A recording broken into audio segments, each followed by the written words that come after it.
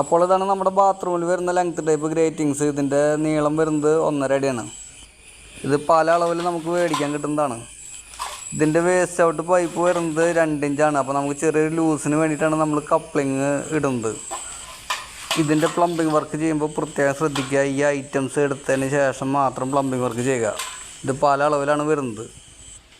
ഇതിൻ്റെ waste out ചിലതിന് centre വരും, ചിലതിന് സൈഡിൽ വരും, ചിലതിന് ഒരു രൂപമില്ലാത്ത രൂപത്തിലും വരും. ഇപ്പോൾ ഈ ഫിറ്റിങ്സിന് വന്നിട്ടുള്ളത് സെൻറ്ററും അല്ല സൈഡും അല്ല, ഒരു എൻഡിൽ നിന്ന് 6 ഇഞ്ച് നീങ്ങിയിട്ടാണ് വന്നിട്ടുള്ളത്. ഇതിൻ്റെ വേസ്റ്റ് ഔട്ട് നമുക്ക് ഏത് സൈഡിലേക്ക് വേണമെങ്കിൽ വെക്കാൻ, കുഴപ്പമൊന്നുമില്ല. അപ്പോൾ ഈ ഫിറ്റിങ്സ് ഇങ്ങനെയാണ് ഈ പൈപ്പിൻ്റെ മുകളിലേക്ക് വരുന്നത്. ഭിത്തിയിൽ നിന്ന് പൈപ്പിൻ്റെ എൻഡിലേക്കുള്ള ഗ്യാപ്പ് വരുന്നത് 12 സെൻറ്റിമീറ്ററാണ്. അതായത് ടൈൽ വർക്ക് കഴിഞ്ഞ് വരുമ്പോൾ ഈ ഫിറ്റിങ്സും ഭിത്തിയും തമ്മിലുള്ള ഗ്യാപ്പ് 10 സെൻറ്റിമീറ്റർ ആയിരിക്കും. നമ്മൾ ഈ കപ്ലിങ് ഇട്ട് നിർത്തുമ്പോൾ